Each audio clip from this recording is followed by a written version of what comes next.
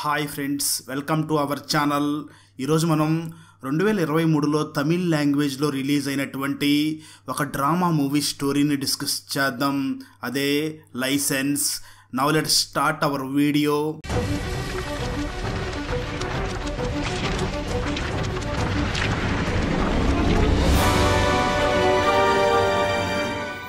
Open చేస్తే 2002వ సంవత్సరంలో కేశవ్ అనే ఒక పోలీస్ ఆఫీసర్ తన కూతురుని స్కూల్లో వదిలిపెట్టి డ్యూటీకి వెళ్తాడు. కేశవ్ కూతురు పేరు భారతి. తను తన ఫ్రెండ్ కోసం టీచర్తో గొడవ పడుతుంది. భారతి ఫ్రెండ్ని తన క్లాస్లోని అబ్బాయి ఇబ్బంది పెడుతూ ఉంటాడు. దాని గురించి తను క్లాస్ టీచర్కి చెప్పినప్పుడు ఆ టీచర్ ఆ అబ్బాయిని పనిష్మెంట్ చేయకుండా తిరిగి వాళ్ళనే తిడుతుంది. సో ఆ కారణం వల్ల భారతి ఆ అబ్బాయికి పనిష్మెంట్ ఇవ్వమని చెప్తూ ఉంటుంది. కానీ ఆ టీచర్ భారతి మాట వినకుండా తననే కొట్టడానికి చెయ్యెత్తినప్పుడు భారతి ఆ టీచర్ ముందు గన్ను పెడుతుంది. అంటే దాని అర్థం భారతి వాళ్ళ ఫ్రెండ్ని ఏడిపిస్తున్న అబ్బాయిని టీచర్ పనిష్మెంట్ ఇవ్వలేదు అని. ఆ అబ్బాయికి పనిష్మెంట్ ఇవ్వడం కోసం భారతి వాళ్ళ నాన్న సర్వీస్ గన్నిని తీసుకుని స్కూల్కి వస్తుంది. కానీ రివర్స్ లో స్కూల్ ప్రిన్సిపాల్ భారతి వాళ్ళ నాన్నని పిలిపించి బాగా తిడతాడు. ఆ తర్వాత భారతిని స్కూల్ నుంచి తీసేసి ఇంటికి పంపించేస్తాడు. కేశవ్ తన కూతుర్ని తీసుకుని సైలెంట్ గా అక్కడి నుంచి వెళ్లిపోతాడు. కానీ తన కూతుర్ని ఒక్క మాట కూడా అనడు. కానీ తన కూతుర్ని నువ్వు పెద్దయ్యాక ఏమవ్వాలనుకుంటున్నావు అమ్మా అని అడుగుతాడు. దానికి భారతి, నానా మీలాగా ఒక పోలీస్ ఆఫీసర్ అయ్యి చెడ్డ వాళ్ళకి శిక్ష విధిస్తానని అంటుంది. అప్పుడు కేశవ్, ఒకవేళ నువ్వు మనుషులు చేసే తప్పులను సరి చెయ్యాలి అనుకుంటే వాళ్ళు అసలు మొదటి నుంచే తప్పు చేయకుండా ఉండేలాగా ట్రై చెయ్యి. ఆ విధంగా చెయ్యాలంటే నువ్వు టీచర్ అయితేనే ఆ విధంగా చెయ్యవచ్చు. ఒక పోలీస్ ఆఫీసర్ చెడ్డ వాళ్ళని శిక్షిస్తాడు, కానీ టీచర్ అసలు మనుషులని చెడ్డ వాళ్ళగా అవ్వనివ్వదు అని చెప్తాడు. కట్ చేస్తే స్టోరీ 2023కి వస్తుంది. కేశవ్ ముసలివాడయ్యి చెన్నైలో జీవిస్తూ ఉంటాడు. తన ఇంటికి ఎదురుగానే భారతి ఇల్లు కూడా ఉంటుంది. ఆమెకి మ్యారేజ్ అయ్యి ఆ ఇంట్లో వాళ్ళ అత్త, మామ మరియు భర్త, కూతురు ఉంటారు. భారతి తన నాన్నతో గత 16 సంవత్సరాల నుంచి మాట్లాడకుండా ఉంటుంది. అసలు వాళ్ళిద్దరూ ఎందుకు మాట్లాడుకోవడం లేదో మనకి తర్వాత తెలుస్తుంది. భారతి పెద్దయ్యి టీచర్ గా వర్క్ చేస్తూ ఇంట్లో అందరినీ కూడా చాలా మంచిగా చూసుకుంటూ ఉంటుంది. భారతి పనిచేసే స్కూల్లోనే తన కూతురు కూడా చదువుకుంటూ ఉంటుంది. భారతి చదువు బాగా చెప్తూ ఉంటుంది. పిల్లలు కూడా భారతిని బాగా ప్రేమిస్తూ ఉంటారు. ఒకరోజు స్కూల్ అయిపోయిన తర్వాత భారతి వేరే చోటకు వెళ్తూ ఉంటుంది. అందువల్ల తన కూతుర్ని తన భర్తని పికప్ చేసుకోమని చెప్తుంది. అయితే భారతి హస్బెండ్ భారతి సడన్ గా ఎక్కడికో వెళుతూ ఉండడం చూసి చాలా బాధపడుతూ ఉంటాడు. ఎందుకంటే భారతి టీచర్ వర్క్ తో పాటు సోషల్ వర్కర్ గా కూడా పనిచేస్తూ ఉంటుంది. అత్యాచారం చేసిన అమ్మాయిలకి న్యాయం జరగడం కోసం భారతి ఆ అమ్మాయిలకి హెల్ప్ చేస్తూ ఉంటుంది. ఇలాంటి అమ్మాయిలకి న్యాయం జరగడం కోసం భారతి చాలా ధర్నాలే చేసి ఉంటుంది. అందువల్లే ఈ రోజు భారతి భావన అనే లేడీ కేసుని చూస్తూ ఉంటుంది. భావన ఒక గార్మెంట్ కంపెనీలో వర్క్ చేస్తూ ఉంటుంది. ఆ కంపెనీ మేనేజర్ ప్రకాష్ భావనని బలాత్కారం చేసి ఉంటాడు. అందువల్ల భారతి ఆ ప్రకాష్ కి వెంటనే శిక్ష పడాలి అని ట్రై చేస్తూ ఉంటుంది. భావనకి ఆ సంఘటన జరిగి హాస్పిటల్లో అడ్మిట్ అయినప్పుడు సంతోష్ అనే అబ్బాయి తనని చూసుకుంటూ ఉంటాడు. ఆ రోజు నుంచి అతను భావనని లవ్ చేయడం స్టార్ట్ చేసి ఉంటాడు. ఇప్పుడు ఇద్దరూ కలిసే ఉంటారు. సంతోష్ కి భావనకి జరిగిన విషయం తెలిసి కూడా తనతోనే ఉంటాడు.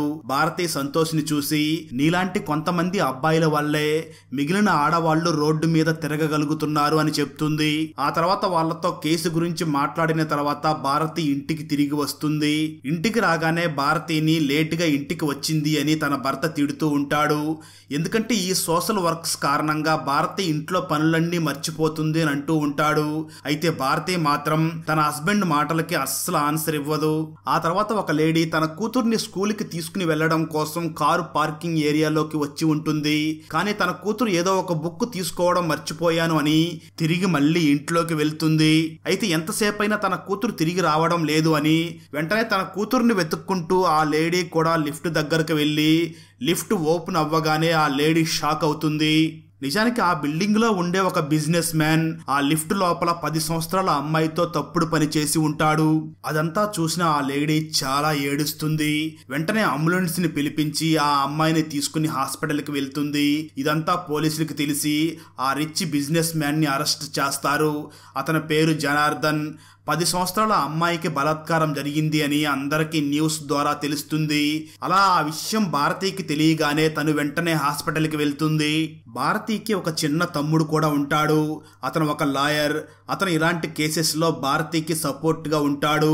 తన బ్రదర్ పేరు భరత్ కి కాల్ చేసి డైరెక్ట్ గా హాస్పిటల్ దగ్గరికి రమ్మని చెప్తుంది. ఆ తర్వాత భారతి ఆ హాస్పిటల్ వద్దకు రీచ్ అయ్యి ఆ అమ్మాయి వాళ్ళ అమ్మని కలుస్తుంది. నిజానికి ఆ అమ్మాయి వాళ్ళ అమ్మ పూర్తిగా కుంగిపోయి ఉంటుంది. ఆ అమ్మాయికి లోపల ట్రీట్మెంట్ జరుగుతూ ఉంటుంది. భారతి తన గురించి చెప్తూ, మనం అలాంటి మృగానికి ఏది చేసైనా సరే ఖచ్చితంగా శిక్ష పడేలాగా చెయ్యాలి. ఇలాంటి కేసెస్ కి ఎఫ్ఐఆర్ చేసిన తర్వాతనే కేసుని తీసుకోవాలి. ట్రీట్మెంట్ ప్రైవేట్ హాస్పిటల్లో కాదు, జనరల్ హాస్పిటల్లో చేయించాలి. మీరు ఈ 2 పనులు చేయకుండా ఆ మృగానికి తప్పించుకునే ఛాన్స్ ఇచ్చారు. ఏం పర్వాలేదు, మీరు మా బ్రదర్ హెల్ప్తో కంప్లైంట్ ఇవ్వండి. దానితో పాటు మీ అమ్మాయిని వెంటనే జనరల్ హాస్పిటల్లో అడ్మిట్ చేద్దామని చెప్తుంది. భారతి అనుకున్నట్లుగానే పోలీసులు ఎఫ్ఐఆర్ రిజిస్టర్ చేయకుండానే ఉంటారు. భారతి కొంతమందిని తీసుకుని వెళ్లి ఆ పోలీస్ ఇన్స్పెక్టర్ మీద ఒత్తిడి తెస్తుంది. అతనికి ఇష్టం లేకపోయినా ఆ ఎఫ్ఐఆర్ ని రిజిస్టర్ చేస్తాడు. ఆ కేసు వల్ల తనకి ఏవో కొన్ని విషయాలు గుర్తుకు వచ్చి రాత్రంతా నిద్రపోకుండా ఉంటుంది. ఆ తర్వాత ఏదో ఆలోచించి ఆన్లైన్ లో ఒక గన్ లైసెన్స్ కి అప్లై చేస్తుంది. అయితే ఈ విషయాన్ని భారతి ఫాదర్ కి తనకు పరిచయం ఉన్న ఒక సీనియర్ ఆఫీసర్ చెప్తాడు. భారతి ఇలాంటి కేసెస్ లో వర్క్ చేస్తున్నప్పుడు మైండ్ తో కాకుండా మనసుతో ఆలోచిస్తుందని అతనికి బాగా తెలుసు. అందువల్లనే ఆ ఆఫీసర్ భారతి ఫాదర్ ని చూసి మనం తనకి గన్ లైసెన్స్ ఇవ్వాలా అని అడుగుతాడు. దానికి భారతి ఫాదర్ కేశవ్ మాత్రం, మీరు చేయాల్సింది చేసిన తర్వాత సొంతంగా డిసైడ్ అవ్వండి, కానీ నన్ను అడిగితే మాత్రం నేను నా కూతురు పక్షానే నిలబడతాను, ఎందుకంటే తను ఏం చేసినా ఆలోచించే చేస్తుంది అని అంటాడు. ఆ తర్వాత ఆ లైసెన్స్ ఇన్వెస్టిగేషన్ పనిని కూడా ఆ అమ్మాయి బలాత్కారం కేసుని తప్పనిసరి పరిస్థితుల్లో రిజిస్టర్ చేసిన ఆ పోలీస్కే ఇస్తారు. ఇదే ఛాన్స్ అనుకున్న ఆ పోలీస్ ఆఫీసర్ భారతి మీద పగ తీర్చుకోవడం కోసం భారతి ఫ్యామిలీ మొత్తాన్ని ఇన్వెస్టిగేట్ చేస్తాడు. దానివల్ల భారతి హస్బెండ్ భారతిని చాలా తిడతాడు. మెల్లమెల్లగా ఈ న్యూస్ మీడియాకి తెలుస్తుంది. ఒక టీచర్ మరియు సోషల్ వర్కర్ గన్ లైసెన్స్ కోసం అప్లై చేసింది అని న్యూస్ ద్వారా అందరికీ తెలుస్తుంది. దాంతో అందరూ భారతి ఇంటికి వస్తారు. వాళ్ళను చూసిన భారతి భర్త మాత్రం, ఇదంతా నువ్వే చూసుకో, నేను నా కుటుంబాన్ని చూసుకుంటాను అని తిడతాడు. మీడియా వాళ్ళని భారతి బ్రదర్ మరియు భారతి ఫాదర్ డీల్ చేస్తారు. కొంతమంది భారతి నిర్ణయాన్ని సమర్థిస్తారు, మరి కొంతమంది మాత్రం ఆ నిర్ణయాన్ని వ్యతిరేకిస్తారు. ఆ తర్వాత భారతి తన చిన్నప్పటి ఫ్రెండ్ అయినటువంటి ఇంద్రాన్ని గుర్తు చేసుకుంటూ ఉంటుంది. అప్పుడు స్టోరీ గతానికి వెళ్తుంది, అంటే 2007వ సంవత్సరానికి వెళ్తుంది. ఆ టైంలో భారతి మరియు ఇంద్ర చాలా క్లోజ్ గా ఉంటారు. ఒకరు లేకుండా మరొకరు ఉండలేకపోతూ ఉంటారు. ఇంద్రాకి ఒక చిన్న చెల్లి మరియు అమ్మ ఉంటారు. ఆ గ్రామంలో ఒక గూండా ఎప్పుడు ఇంద్రాన్ని వెంబడిస్తూ ఫాలో అవుతూనే ఉంటాడు. అందువల్ల ఒకరోజు ఇంద్ర మరియు భారతీయులు ఎక్కడికో వెళుతున్నారు అని తెలిసి కొంతమంది గోండాలతో కలిసి కిడ్నాప్ చేస్తాడు. అయితే భారతికి మార్షల్ ఆర్ట్స్ వచ్చి ఉంటుంది. తన అందరినీ కొట్టి వెంటనే ఇంద్ర దగ్గరికి వస్తుంది. అప్పటికే ఆ గోండా ఇంద్రాన్ని బలాత్కారం చేసి వెళ్లిపోయి ఉంటాడు. భారతి చాలా బాధపడుతూ ఆ సిచ్యువేషన్ లో ఉన్న ఇంద్రాని తన తండ్రి కేశవ్ పోలీస్ ఆఫీసర్ కాబట్టి ఇంటికి తీసుకుని వెళ్తుంది. అతను ఇంద్ర అమ్మగారిని వెంటనే ఎఫ్ఐఆర్ రిజిస్టర్ చేయించమని చెప్తాడు. కానీ ఇంద్ర అమ్మకు మాత్రం ఆ విషయం ఇష్టం ఉండదు. తను కేశవుని చూసి, నేను ఎఫ్ఐఆర్ రిజిస్టర్ చెయ్యను, మేము దూరంగా ఎక్కడికైనా వెళ్ళిపోతాం, నా దగ్గర ఇంకొక కూతురు కూడా ఉంది, తనని తీసుకుని నేను పోలీస్ స్టేషన్ చుట్టూ ఈ గొడవలంటూ తిరగలేను, మీరు నిజంగా ఇంద్ర మంచి కోరితే ఈ విషయాన్ని ఇక్కడే మర్చిపోండి అని చెప్తుంది. ఆ తర్వాత కొంత సమయానికి భారతి తన నాన్నతో మాట్లాడడానికి వెళ్తుంది. అయితే అప్పటికే అందరికీ ఇంద్ర ఉరి వేసుకుని చనిపోయింది అని తెలుస్తుంది. ఈ సంఘటన భారతి మనసుని కలిచివేస్తుంది. ఇంద్ర చనిపోయిన తర్వాత భారతి తన నాన్నను చూసి, మీరేమీ చెయ్యలేదు, నా ఫ్రెండ్ చనిపోయింది, ఎవడైతే ఈ పని చేశాడో వాడు జాలీగా బయట తిరుగుతున్నాడు అని అంటుంది. అప్పుడు కేశవ్, నేను ఇంద్ర అమ్మగారికి ప్రామిస్ చేశాను, నేను ఈ కేసులో ఏమీ చెయ్యను అని చెప్పాను అని అంటాడు. అప్పుడు భారతి, ఓకే మీరేమీ చెయ్యలేరు, కానీ నేను ఆ టైంలో ఇంద్రతోనే ఉన్నాను, నేనే ఆ వ్యక్తి మీద కంప్లైంట్ ఇస్తాను అని చెప్తుంది. అప్పుడు కేశవ్, ఇప్పుడేం ఉపయోగం లేదు, ఎందుకంటే ఇంద్ర డెత్ అని న్యూట్రల్ అని నేనే డిక్లేర్ చేసి ఆ కేసుని క్లోజ్ చేశాను అని చెప్తాడు. ఆ విషయం తెలిసాక భారతి, నేను ఈ రోజు నుంచి నేను చనిపోయే వరకు మీతో అస్సలు మాట్లాడను అని చెప్తుంది. స్టోరీ ప్రజెంట్కి వస్తుంది. అందుకే తను తన నాన్నతో మాట్లాడడం ఆపేసి ఉంటుంది. ఇలాంటి కేసుల గురించి భారతి పోరాడడానికి అదే అసలు కారణం. ఆ తర్వాత తన గన్ లైసెన్స్ అప్లికేషన్ రిజెక్ట్ అవుతుంది. ఆ తర్వాత జనార్దన్ బెయిల్ మీద రిలీజ్ అవుతాడు. ఆ అమ్మాయికి ట్రీట్మెంట్ గవర్నమెంట్ హాస్పిటల్లో కాకుండా ప్రైవేట్ హాస్పిటల్లో ట్రీట్మెంట్ చేయడం వల్ల అతను జైలు నుంచి రిలీజ్ అవుతాడు. ఆ తర్వాత అతను ఆ అమ్మాయిని అలాగే వాళ్ళ అమ్మని బెదిరించడానికి వాళ్ళ ఇంటికి వస్తాడు. భారతి అక్కడే ఉన్నా ఏమీ చేయలేకపోతుంది. గన్ లైసెన్స్ దొరకనందువల్ల భారతి కోర్టులో పబ్లిక్ ఇంట్రెస్ట్ లిటిగేషన్ అనే దాని మీద కేసుని ఫైల్ చేస్తుంది. భారతి అందులో ప్రభుత్వం 18 సంవత్సరాలు నిండిన అమ్మాయిలందరికీ వాళ్ళ దగ్గర గన్ను ఉంచుకోవడానికి పర్మిషన్ ఇవ్వాలి.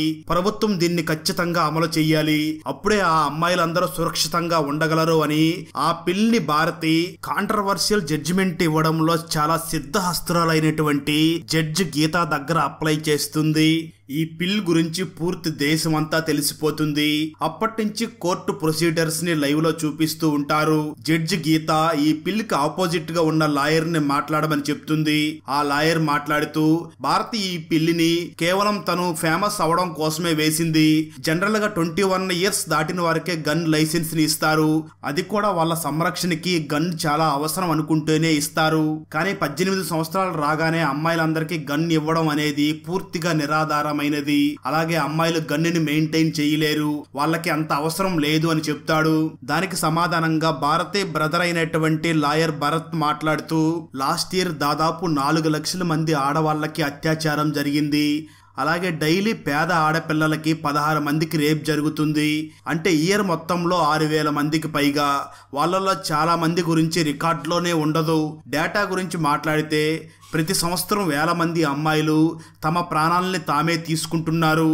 అలాగే వస్తువుల మేనేజ్మెంట్ చేసే విషయం గురించి మాట్లాడితే ఆడవాళ్ళు ఇంట్లో కత్తుల్నే మేనేజ్ చేస్తూ ఎవరికి గాయం చేయడం లేదు కదా, అలాంటప్పుడు ఈ గన్స్ తో మాత్రం ఎందుకు హాని చేస్తారు అని చెప్తాడు భరత్. దానికి ఆపోజిట్ లాయర్ ప్రభుత్వం ఆడవాళ్ళకి ఎన్ని చట్టాలని తయారు చేసింది, వాళ్ళ సంరక్షణ కోసం పెప్పర్ స్ప్రేతో పాటు కొన్ని యాప్స్ కూడా లాంచ్ చేశారు. అంతేనా, ప్రభుత్వం అమ్మాయిలకి వాళ్ళ దగ్గర చాక్ పెట్టుకోవడానికి పర్మిషన్ ఇచ్చింది, మరి దానికేమంటారు అని అంటాడు.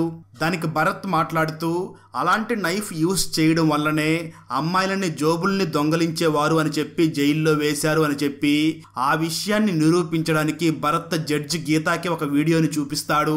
ఆ తర్వాత భరత్ ఒకవేళ మనం మన చెల్లెళ్లను కూతుర్లను కాపాడుకోవాలంటే వాళ్ళని సురక్షితంగా చూసుకోవడం కోసం ఒక లాని పాస్ చేయడం చాలా అవసరం అని చెప్పి భరత్ ఇందిరా కేసుని రెఫరెన్స్ గా ఇస్తాడు. తనని బలాత్కారం చేయడం వల్ల తనకి తాను ఆత్మహత్య చేసుకుని చనిపోయింది కదా భారతి ఫ్రెండ్ అయినటువంటి ఇంద్ర. ఆ కేసునే భరత్ రిఫరెన్స్ గా జడ్జి గీతాకి ఇస్తాడు. ఇంద్ర కేసు గురించి విన్న తర్వాత జడ్జి గీత కేసుని వాయిదా వేస్తుంది. అలాగే ఈసారి వాయిదా రోజున ఇంద్ర వాళ్ళ అమ్మను కోర్టులో హాజరుపరచమని చెప్తుంది జడ్జి గీత. ఆ తర్వాత కోర్టు నుంచి భారతి తన బ్రదర్ తో పాటు స్కూటీలో వెళుతూ ఉండగా కొంతమంది గూండాలు వాళ్ళ మీద దాడి చేస్తారు. దానివల్ల భారతి తల మీద గాయం అవుతుంది. కానీ వాళ్ళ బ్రదర్ వాళ్ళందరినీ బాగా కొడతాడు. భారతికి మరియు తన బ్రదర్ కి ఈ పిల్ పాస్ అవ్వకూడదు అనుకునే కొంతమంది ఇలా చేయించారు అని స్పష్టంగా తెలుస్తుంది. ఆ తర్వాత వాయిదా డేట్ వస్తుంది. ఆ వాయిదాకి ఇంద్ర వాళ్ళ అమ్మ కోర్టుకు హాజరవుతుంది. ఆ తర్వాత అపోజిట్ లాయర్ ఆమె వద్దకు వెళ్లి ఆమె కూతురు గురించి అడుగుతాడు. దానికి ఇంద్ర వాళ్ళ అమ్మ మాట్లాడుతూ నా కూతురు జబ్బు వల్ల చనిపోయింది అని చెప్తుంది. ఆ తర్వాత భరత్ వచ్చి ఆమెను చూసి తన కూతురు చనిపోయే ముందు ఒక డైరీలో రాసిన కొంత ఇన్ఫర్మేషన్ ని చదివి వినిపిస్తాడు. అందులో ఇంద్ర తనకేం జరిగిందో క్లియర్ గా రాసి ఉంటుంది. ఇంద్ర రాసిన మాటలు విన్న ఇంద్ర వాళ్ళ అమ్మ మనసు కరిగిపోతుంది. అప్పుడు ఇంద్ర వాళ్ళ అమ్మ మాట్లాడుతూ లేడీస్ ని మొదటి నుంచి ఇలానే అణిచివేస్తున్నారు, ఎప్పుడు వాళ్ళకి సమానంగా ఉండు అని చెప్తారు. నేను కూడా నా కూతురికి అందరూ సమానంగా ఉండాలి అని చెప్పి పెద్దదాన్ని చేశాను, కానీ తనకి ఈ విధంగా జరిగింది. కానీ ప్రజలందరూ అమ్మాయిలకే చాలా ఎక్కువ చట్టాలు ఉన్నాయి అని చెప్తూ ఉంటారు, కానీ ఏవి పాలనలో ఉంటున్నాయి. ఇలాంటి పనులు చెయ్యాలి అనుకుంటున్న వారు ఎటువంటి భయం లేకుండా చేస్తూనే ఉన్నారు. చట్టం అనేది నిజమైతే మరి డైలీ అమ్మాయిలకి ఎందుకు ఇలా జరుగుతుంది, వాళ్ళ ప్రాణాలు ఎందుకు పోతున్నాయి అని చెప్తూ ఇంద్ర వాళ్ళ అమ్మ ఏడుస్తూ ఉంటుంది. ఆ తర్వాత లాయర్ భరత్ కేశవ్ని బోన్లోకి పిలిచి, ఇంద్ర చనిపోయినప్పుడు మీరక్కడ సబ్ ఇన్స్పెక్టర్ గా వర్క్ చేస్తున్నారు కదా, మరి మీరెందుకు ఆమె కేసుని ఎందుకు దాచిపెట్టారు, మీరెందుకు అలా చేశారు అని అడుగుతాడు. దానికి భారతి ఫాదర్ కేశవ్ మాట్లాడుతూ క్షమాపణ కోరుతూ, అవును నేను ఇంద్ర కేసుని బయటికి రానివ్వకుండా దాచిపెట్టాను, వాళ్ళ అమ్మ చెల్లి సురక్షితంగా ఉండడం కోసమే అలా చేశాను, నా కూతురి ఈ సంఘటనకి సాక్ష్యం, నేను చేసిన ఆ తప్పుకి నాకు ఏ శిక్ష విధించినా స్వీకరించడానికి నేను అంగీకారం అని చెప్తాడు. వెంటనే ఆపోజిట్ లాయర్ మాట్లాడుతూ కేశవ్ను చూసి, మీరు అబద్ధం చెప్తున్నారు, మీ కూతురికి తోడుగా నిలబడాలి అని ఇలా చెప్తున్నారు కదా, ఈ భారతి మీ సొంత కూతురే కదా అని అంటాడు. ఆ మాటలు విని అందరూ ఆశ్చర్యపోతారు. అప్పుడు కేశవ్ జరిగింది చెప్పడం మొదలు పెడతాడు. స్టోరీ గతానికి అంటే 1991వ సంవత్సరానికి వెళ్తుంది. ఒకరోజు కేశవ్ డ్యూటీలో ఉండగా అతనికి ఒక వ్యక్తి ఫోన్ చేసి, మా ఎదిరింట్లో ఉన్న వాళ్ళకి ఆడపిల్ల పుట్టింది, ఆ అమ్మాయి నాన్న మరియు నానమ్మ ఆ పిల్లను చంపాలని చూస్తున్నారు అని చెప్తాడు. ఆ సమయంలో ఆ చిన్న పాప అమ్మ మాత్రం తన పాపని తన హస్బెండ్ నుంచి మరియు అత్తయ్య నుంచి కాపాడడానికి ట్రై చేస్తూ ఉంటుంది. కొంత సమయం తర్వాత కేశవ్ అక్కడికి రీచ్ అవుతాడు. అప్పటికే వాళ్ళిద్దరూ కలిసి ఆ చిన్న పాప అమ్మని చంపేసి ఉంటారు. అలాగే ఆ చిన్న పాపకు విషాన్ని కూడా ఇచ్చి ఉంటారు. దాంతో కేశవ్ వెంటనే ఆ పాపని హాస్పిటల్కి తీసుకుని వెళ్తాడు. అక్కడ ఆ పాప బ్రతుకుతుంది. ఆ పాపకి ఎవరూ ఉండరు. అందువల్ల కేశవే ఆ పాపను తన సొంత కూతురులాగా పెంచుకోవాలని డిసైడ్ అవుతాడు. స్టోరీ ప్రజెంట్ కి వస్తుంది. ఇదంతా చెప్పిన కేశవ్ ఆ అమ్మాయే ఇప్పుడు పెరిగి పెద్దదయ్యి వేరే అమ్మాయిల కోసం పోరాడుతుంది అని అంటాడు. ఆ మాటలను విన్న భారతి మనసు లోపల కేశవ్ మీద రెస్పెక్ట్ బాగా పెరుగుతుంది. దాంతో తన నాన్నని క్షమించేస్తుంది. అలాగే ఇన్ని సంవత్సరాలు మాట్లాడకుండా ఉన్నందుకు తన నాన్నని క్షమాపణ కోరుతుంది. లంచ్ అయ్యాక మళ్ళీ కోర్టు ప్రొసీడింగ్స్ స్టార్ట్ అవుతాయి. అప్పుడు భరత్ మాట్లాడుతూ, మహిళల రక్షణ కోసం చాలా చట్టాలు చేయబడ్డాయి అని నేను కూడా ఒప్పుకుంటాను, కానీ మహిళలకి శత్రువులు కూడా బాగా పెరిగారు. అందువల్ల నేను గన్ను లైసెన్స్ ని 21 సంవత్సరాలకి కాకుండా 18 సంవత్సరాలకి ఇచ్చేలాగా తీర్పు ఇవ్వాలని కోరుకుంటున్నాను అని అంటాడు. దానికి ఆపోజిట్ లాయర్ మాట్లాడుతూ, అలా చేయడం అంత ఈజీ కాదు అని చెప్తాడు. దానికి భరత్ మినిస్ట్రీ ఆఫ్ లా ఈ విషయం మీద విచారణ చేసుకోవచ్చు అని చెప్తాడు. దానికి ఆపోజిట్ లాయర్, అవునా, నువ్వు ఈ కేసు కోసం మినిస్టర్ ని కోర్టుకి పిలుస్తావా అని అడుగుతాడు. అప్పుడు జడ్జి గీత ఆపోజిట్ లాయర్ ని చూసి, ఏం అతను రాలేడా, ఇదంతా పబ్లిక్ ఇంట్రెస్ట్ కోసం జరుగుతుంది కదా, తను ఖచ్చితంగా ఈసారి వాయిదాకి రావాలి అని చెప్తుంది. ఆ తర్వాత కోర్టు వాయిదాకి మినిస్టర్ కోర్టుకి వస్తాడు. ఈసారి అతన్ని క్వశ్చన్ చేసే ఛాన్స్ భారతికి ఇస్తారు. అప్పుడు భారతి మినిస్టర్ని చూసి, సార్ ఒకవేళ నేను మిమ్మల్ని ఒక చెంప దెబ్బ కొట్టాను అనుకోండి, అప్పుడు నాకేం జరుగుతుంది అని అడుగుతుంది. దానికి మినిస్టర్, అప్పుడు నీకు వెంటనే జడ్జి గారు శిక్షను విధిస్తారు అని చెప్తాడు. దానికి భారతి, సరే అయితే నాకు శిక్ష విధిస్తారు, మీరు ఆ విషయాన్ని అంతటితోనే మర్చిపోతారా అని అడుగుతుంది. దానికి ఆ మినిస్టర్, అస్సలు మర్చిపోను, ఎందుకంటే ఆ చెంప దెబ్బ వల్ల కలిగిన బాధ నన్ను ఆ రోజు రాత్రి అస్సలు పడుకోనివ్వదు అని చెప్తాడు. అప్పుడు భారతి, అయితే ఒకసారి మీరే ఆలోచించండి, ఏ అమ్మాయికి తప్పు జరుగుతుందో ఆ తప్పు చేసిన వారికి శిక్ష పడినా కూడా ఆ అమ్మాయిలకి జరిగిన ఆ బాధని, ఆ సంఘటనని వాళ్ళ లైఫ్ లో నుంచి, వాళ్ళ మైండ్ లో నుంచి అస్సలు తొలగించలేరు. ఈ దుర్మార్గులు కనీసం చిన్న పిల్లల్ని కూడా వదలడం లేదు. రాత్రి లేడీస్ పబ్లిక్ ట్రాన్స్పోర్ట్ లో అస్సలు ట్రావెల్ చేయలేకపోతున్నారు. ఈ ట్రావెల్స్ అన్ని అంత సేఫేనా? అందుకే ఈ మహిళల సంరక్షణ ఆ మహిళలే తీసుకోవాలి. అందువల్ల వాళ్ళ దగ్గర గన్ను ఉంటే వాళ్ళతో ఎవరైనా తప్పుగా ప్రవర్తించే ముందు 1కి 10 సార్లు ఆలోచిస్తారు అని చెప్తుంది భారతి. అప్పుడు మినిస్టర్, ఈ డెసిషన్ నా చేతుల్లో లేదు, మహిళలు సురక్షితంగా ఉండడానికి ఏదో ఒకటి చేస్తామని మాత్రమే నేను చెప్పగలను అని అంటాడు. ఆ తర్వాత జడ్జి గీత మాట్లాడుతూ, అమ్మాయిల మీద అత్యాచారాలు జరుగుతున్నాయి, చట్టాలు తయారు చేసినా కూడా అవి చాలా మంది శవాల మీద తయారు చేసినవే, అందువల్ల ఆ చట్టాలను మరింత స్ట్రిక్ట్ గా చేసే అవసరం ఉంది. ఈ మధ్య చిన్న పిల్లలకు కూడా తప్పు జరుగుతుంది. ఫోక్సో కేసెస్ డైలీ పెరుగుతూనే ఉన్నాయి. ఒకవేళ ఇలానే చూస్తూ ఉంటే పిల్లలకు కూడా గన్స్ ఇవ్వాలని అనిపిస్తుంది. గన్స్ వల్ల మహిళల సంరక్షణ కాకుండా క్రైమ్ పెరుగుతుంది అని చెప్పి ఆ బిల్ని రిజెక్ట్ చేసి, అబ్బాయిలకి వాళ్ళ కోరికలను ఎలా అదుపు పెట్టుకోవాలో తెలిసినప్పుడే ఇలాంటివి తగ్గుతాయి. ఒకవేళ అలా జరిగితే వీటి అవసరం లేదు అని చెప్తుంది. అయితే అప్పటికి కూడా భారతి ఓటమిని ఒప్పుకోదు. ఇప్పటికీ తన స్టాండ్ మీదనే నిలబడి ఉంటుంది. ఎందుకంటే జడ్జి చెప్పింది అమలవ్వాలంటే టైం పడుతుంది. అప్పటి వరకు శాంతి స్థాపన చేయడానికి హింస అవసరం ఉంటుంది. ఎందుకంటే ఒక మగవాడు ఫిజికల్ గా బలంగా ఉంటాడు, అతన్ని ఎదుర్కోవడానికి ఖచ్చితంగా ఆయుధం అవసరం అవుతుంది అని చెప్తుంది. ఆ తర్వాత ఇంద్ర వాళ్ళ అమ్మ ఇంద్రాని పాడు చేసిన వ్యక్తిని షూట్ చేస్తుంది. లాస్ట్లో ప్రతి అమ్మాయి తనను తాను సంరక్షించుకోవడంలో సక్సెస్ అయితేనే అలాంటి వాళ్ళకి బుద్ధి వస్తుంది అనే మెసేజ్తో ఈ మూవీ ఎండ్ అవుతుంది. ఫ్రెండ్స్, వీడియో నచ్చినట్లయితే లైక్ చేసి ఒక చిన్న కామెంట్ చేస్తే మాకు నెక్స్ట్ వీడియో చేయడానికి ఎంకరేజింగ్గా ఉంటుంది. అలాగే ఛానల్ని సబ్స్క్రైబ్ చేసి పక్కనే ఉన్న బెల్ ఐకాన్ని క్లిక్ చేసి సపోర్ట్ చేయండి. ఈ మూవీ ఆహా తమిళ్ యాప్లో స్ట్రీమ్ అవుతుంది. Thanks for watching. జై హింద్.